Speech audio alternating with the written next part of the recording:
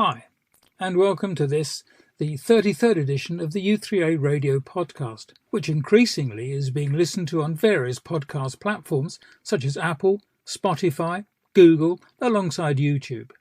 I'm Peter Clift, and in this edition we'll hear from somebody who finds maths and numbers fun. But there's such a lot of lovely patterns in mathematics, in decimal fractions, in geometry, in all sorts of number series. And we'll hear from the u3a's shared learning experience who've been looking at old theatre programmes. I mean, old theatre programmes are not like they are now, sort of flash and with very little information in them. And we were particularly interested, our group, in the seaside ones because they were definitely very, very local. And a lady who organises a local u3a group whose title and motto is Give It a Go. We've done the zip wire in Wales. We've done iFly, the indoor skydiving at Trafford Centre. 8 of us did that, which was very good. Many of us will have experience of family members travelling to far-flung places. In 2016, one young man, 21-year-old Bob Tolson Burke, went off round Southeast Asia with a group of friends. It was well planned, and they'd taken all the necessary medical precautions, but tragedy was to strike through a little-known disease, dengue fever. His mum, Jayne, of Cheadle u3a, has been telling Joanne Watson about the illness that struck the boys when they arrived in Thailand and which would end in the death of her son. Very soon became apparent that one by one, the boys he went with were becoming ill with flu-like symptoms. So they were nauseous, they had headaches, they had no appetite, they were very lethargic, very similar to flu. Never thought anything about it. And gradually, each one of them got over it. In one of our calls, he said to me, everybody else is all right now, Mum. It's my turn next. And we had a little joke and everything seemed all right. Bob was very good in keeping in contact with us. So when it came to one day when he hadn't been in touch, me and his dad were obviously concerned. We tried to get in touch with his friends.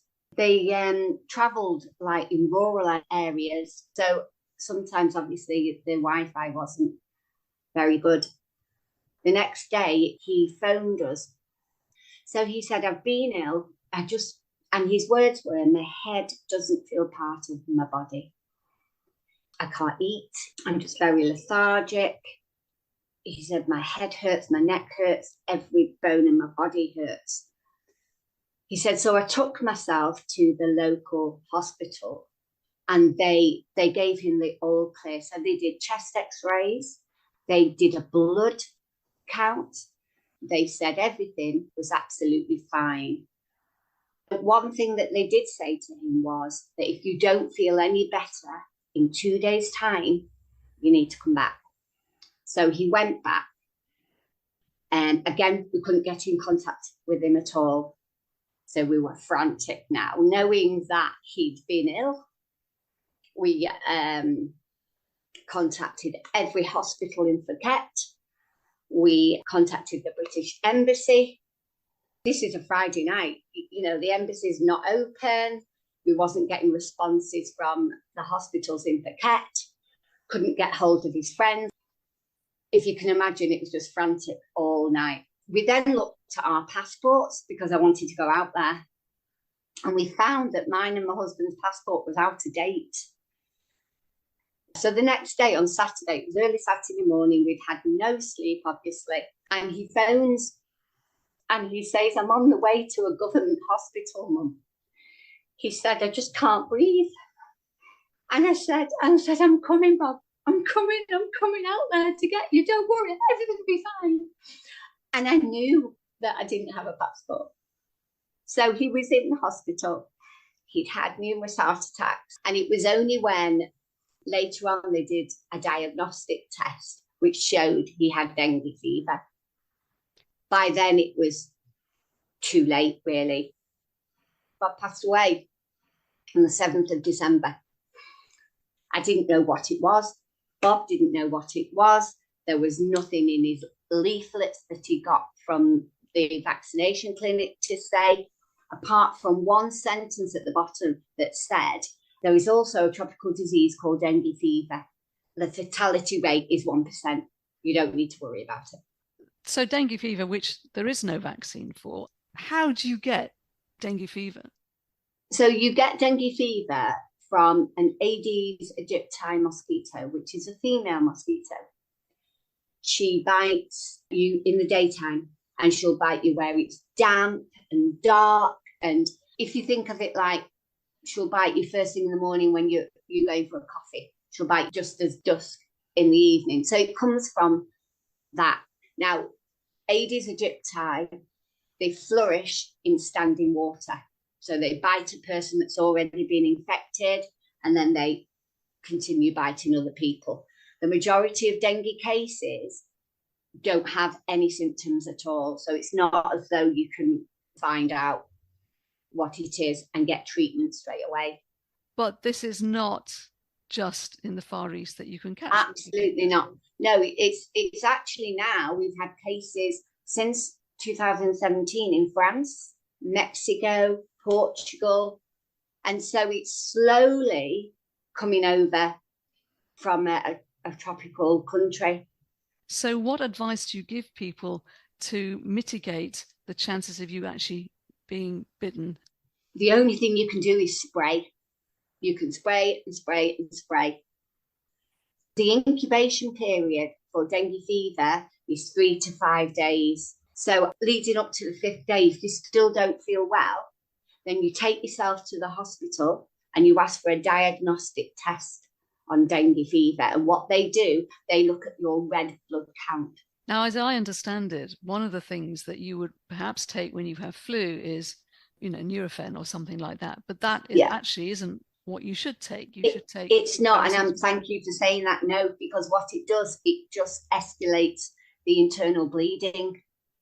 But again, that's not something that you would know about. You're feeling ill with flu. Oh, I'll take something. I'll take ibuprofen, and you don't take anything like that because it just accelerates. So paracetamol is what people normally advise in this situation. Yeah. And to keep well hydrated. Absolutely. Yeah. Lots and lots of fluids. So you're trying to make people much more aware, and that it isn't just one line at the bottom of 2 pages of the advisory notes.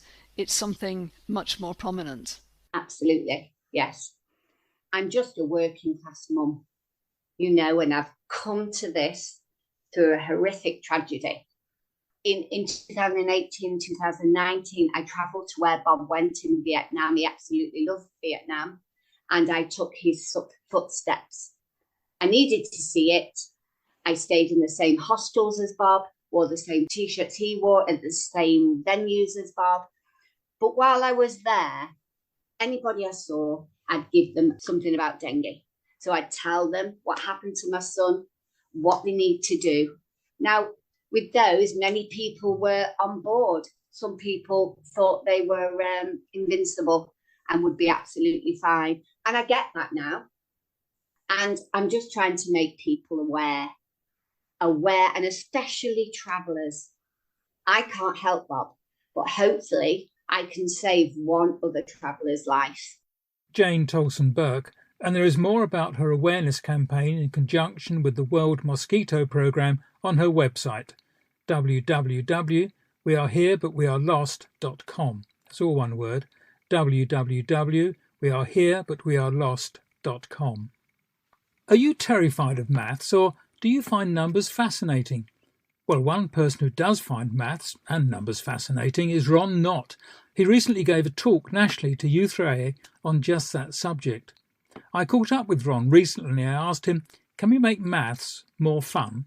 Yes, we can. I mean, there's still some maths that takes a bit of working at, and if you're going to enjoy everything, you need to put a little bit of work in. But there's so much more maths that's fun and acceptable. People tend to be rather wary of maths. People say, oh, I'm no good at maths, I can't do maths, I was never any good at school, almost as a badge of honour. Yes, I found that frustrating, really, because you need maths to try and work out which is the cheaper thing or the best thing in the supermarket. And that's just everyday maths and how much paint you want to cover the wall with. Well, I mean, that's boring maths, but there's such a lot of lovely patterns in mathematics, in decimal fractions, in geometry, in all sorts of number series that I found out afterwards, after I left school, and that really get me quite excited. And if I'm excited about it with the beauty of maths, then I think other people will be as well. I mean, there is, as you say, there's a certain beauty in numbers, isn't there, really, when you kind of look into it and delve into it. And you see patterns evolving as well. Yes. I think I was always interested in patterns at school. I remember when I was practicing my times table when I was quite small with my mother, and then noticed you could, the 9 times table, you can just make the digits add up to 9. So if you wanted 7 9s, you take the number before 6, and then it takes 3 to add up to 9. So 7 9s are 63. And it works for all of them. I remember spotting that kind of pattern. And then later on, it was more, I think, the patterns, the Fibonacci numbers that are in sunflower seeds and pineapples and broccoli and cauliflower. They're not just, I mean, the small numbers appear in all sorts of things, but it's when you get the larger numbers and the patterns that are on a sunflower, you begin to see it really is the Fibonacci numbers. Well, why are they there? That was another reason that started me off making a web page back in 1995. I think those sort of things, that's all around you. Why does nature use that? Well, it turns out there's a nice reason. It's to do with packing seeds and the seed head efficiently, or the spirals around your pineapple and things like that as well, for the seed sort of bits on the outside. And I think that's really quite fascinating, really, that nature uses the simplest little pattern. When was Fibonacci kind of working on these numbers? Well, he was around 1200. He wrote a book called Libra Bacci, the book of calculating. It was in Italian. He's Italian. He's Leonardo of Pisa, as opposed to Leonardo da Vinci, who was quite a different time period. And his father was a customs merchant, so he used to go all around the Mediterranean, and he picked up various methods of calculating, including the new decimal system that was coming in Arabia from the Indian numerals, and found it had a lot of advantages. So he wrote about it in a book and all the methods of practically using it to calculate if you were buying bolts of cloth in one place and selling them at another, and they had a different currency and so on. And the Fibonacci numbers are, they start with, well, you could start with 1 and 2 if you like, and then you just add those to get the next number, 1, 2, 3. Then you add 2 and 3, the latest 2 numbers, to get the next one, 5. And 3 and 5 make 8, 5 and 8 make 13, and so on. And so his name was associated with the series, but undoubtedly he got it from Arabic number books about arithmetic much before that. But his name sort of stuck with it, really. You said he really was 1200. We don't need modern computers necessarily to understand all this if he was working way back in 1200. Well, at the time, I mean, the number system in Europe was Roman numerals, or it was on an abacus, and you had to move beads about on a frame, which is quite efficient. But this is a new method of writing them down, really, with the 10 digits, and you could do arithmetic with it and so on, and as well as calculations. And his book, it was thought that it was one of the ways in which it was written in ordinary, everyday Italian rather than Latin or academic Latin. So it got around quite a bit, and it's thought that it was one of the ways in which the decimal system spread throughout Europe, really, and that's what we're using today. The other one I heard about the other day was, is it the snail's shell? If you try and measure the spirals of a shell, you'll often find that that the shell has grown by about 1.618 of what it was before, and it kind of increases in that pattern.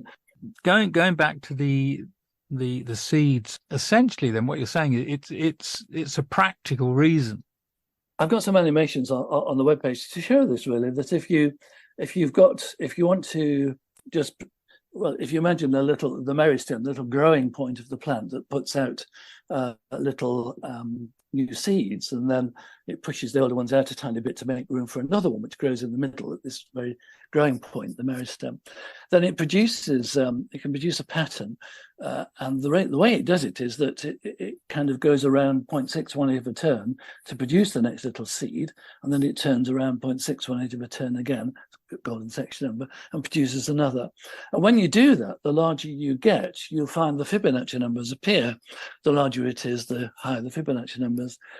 And the mathematical reason is because that seems to be a very efficient way, a very simple mechanism of packing seeds efficiently, and it has been proved to be one of the most efficient methods for that kind of process. Now, we're not assuming that the plant is calculating 0.618, it's probably using some mechanical pressure to do with where the seeds are, or it could be something to do with hormones, and where a chemical is less, it grows one of these things. It could be a couple of reasons. But mathematically, that simple little model seems to explain why we get the Fibonacci numbers, and also why they're there, because it's the best form of packing. Thanks very much for your time. Really good to talk to you. So thanks a lot. Thank you. Thank you, Peter. Thank you. Ron Nott explaining the intriguing and sometimes weird world of numbers. Shared learning projects, which involve u3a's teaming up with universities or institutions, have become a regular part of our activity. One that finished recently involved members from South West London and Kingston University. By looking at the adverts in old theatre programmes, they were researching aspects of our social history. Leading the team was Sue Lee from Wandsworth U3a, and she began by telling Joe Watson more about the man whose programme collection they were examining, Corey Ellison. He was an actor who became a scout for Spotlight. He was very honest, shall we say. And in all the programmes, there are his notes written in pencil or pen against each actor that he noted. Voice could be a bit louder. This one really was good. I mean, he found people like Judi Dench or in his books, and Richard Brier. So I mean, there was some really well-known people in all that, because he'd go off for about 4 or 5 weeks. He'd go from one town to the next town to the next town, all the way around that area. It was amazing what he did. Now, you were interested in the adverts in these programmes, so explain a bit about that. I mean, old theatre programmes are not like they are now, sort of flash and with very little information in them.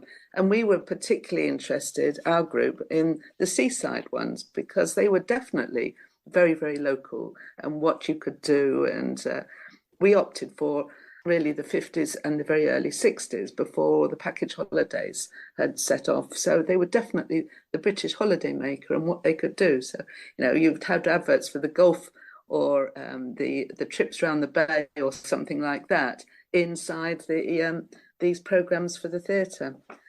I would imagine that some of you have probably been to these places now, and it must have been quite fun to look at what was on offer back in the 1950s and 1960s. A lot of these places are soulless now, and it's a tragedy. But yeah, some of them keep on going. The Isle of Wight ones keep on going, even if it is just for school children going down in the summer term. But the other interesting thing was, in the adverts, we found that they went into 3 different types. So we categorised them into 3 different types of holiday resorts. Our first category, we had those which had a significant tourist population, either as day visitors or just visitors staying. But there's a relatively large residential population, so that it's a mixed audience in the theatre of local residents and holidaymakers. There we found the adverts are varied, often directed towards household needs.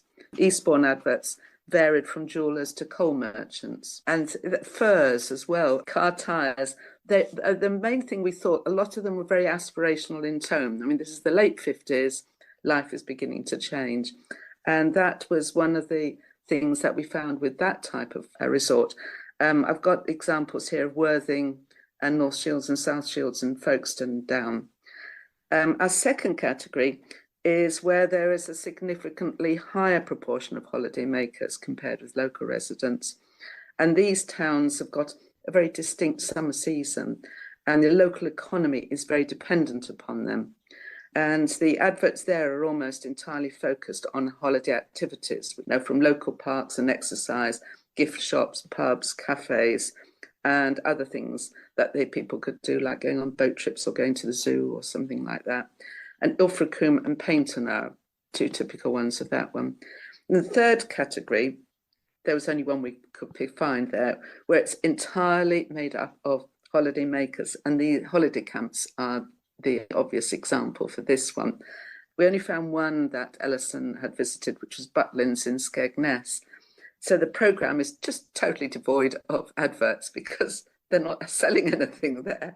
And, the holidaymakers have paid for the week and the theatre was free. And so there's no need for any adverts. Obviously, he hated this theatre because he said the audience were complete morons. He said they'd come in late, they'd look at it, they'd say they decided they didn't want to watch it, and then they'd go out again. And I suppose there were many companies then that have disappeared that would have been household names. I'm thinking of Woolworths, for example, which I know when I was growing up, every town had a Woolworths.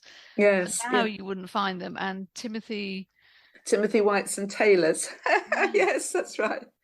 What we tended to get were the adverts by, certainly in the seaside resorts, of the little corner shop, the newsagent who also sold gifts and sweets and things of that sort. So they were common.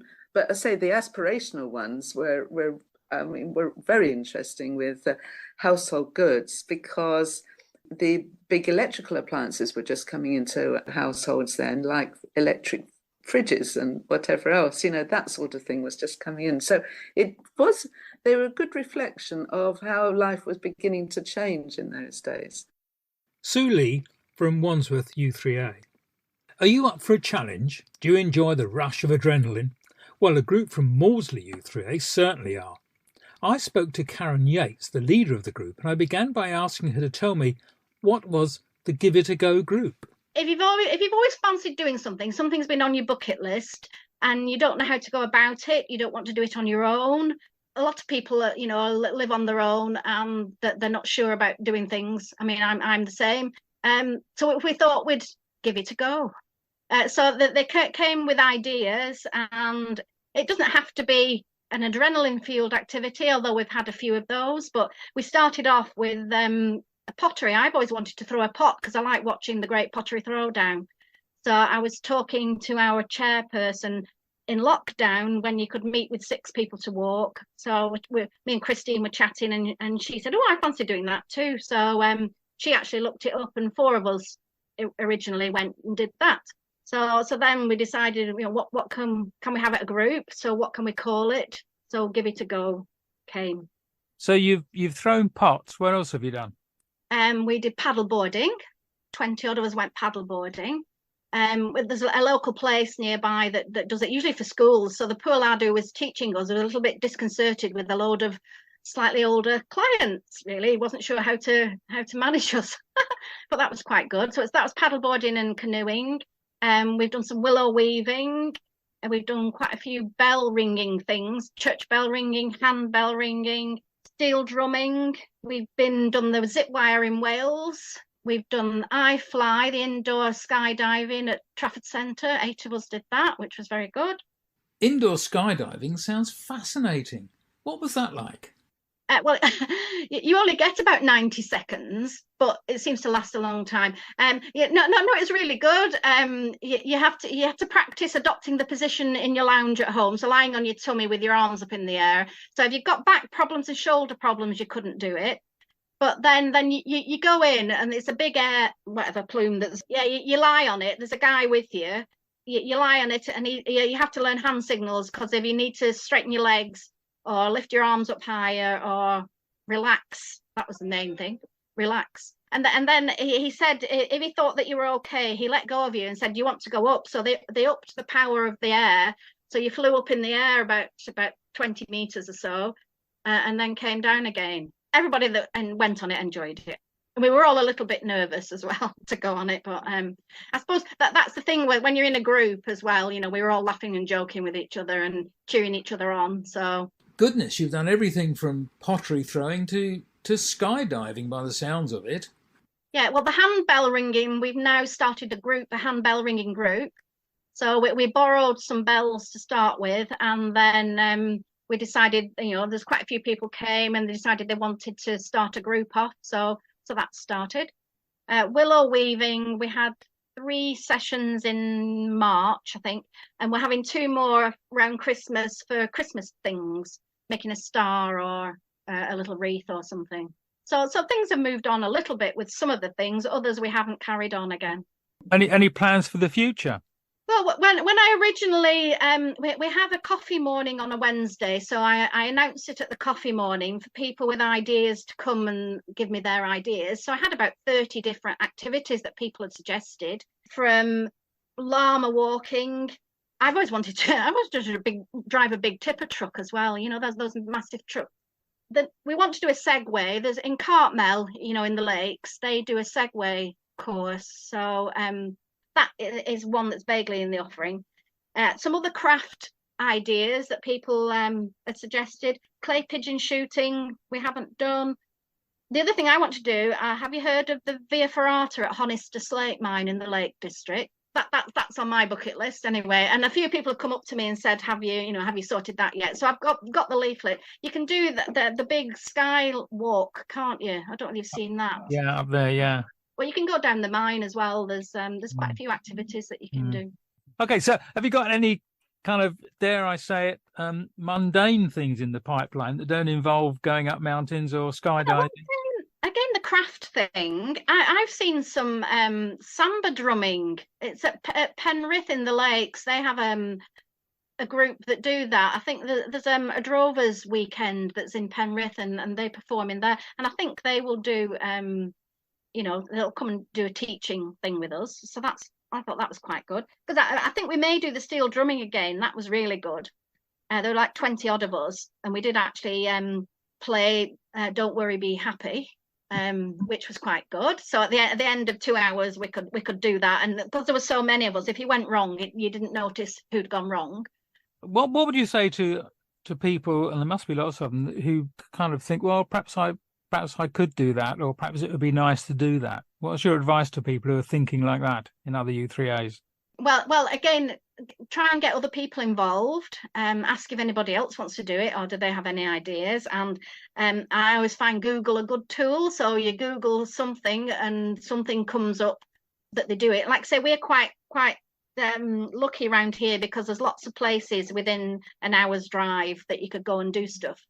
The pottery was a local thing. The paddleboarding was local, but we've got Southport nearby, and we've been talking to them about dragon boat racing, having a go in a dragon boat, and sailing. Somebody has mentioned that. We've got a go-kart racing place in Preston, which some people have suggested doing that. So you need somebody who's going to make the effort to look things up, really. Karen Yates there, telling us about her Give It a Go group. And that just about wraps it up for this, the 33rd edition of our podcast, and my first one as editor of the podcast. Many thanks to Joe Watson for the interviews, and to our new studio producer, Martin Levine. We're still on the lookout for new members of the team, so if you have any broadcast or journalistic experience, then contact us on the email coming up. We'd also love to hear your stories, so please keep sending them in. It could be something unusual you did during your career, a trip of a lifetime, or an unusual hobby which you might have used to start up a group. Let us know through communications@u3a.org.uk. This is me, Peter Clift, on behalf of all the team, saying thank you for listening, and we look forward to your company next month.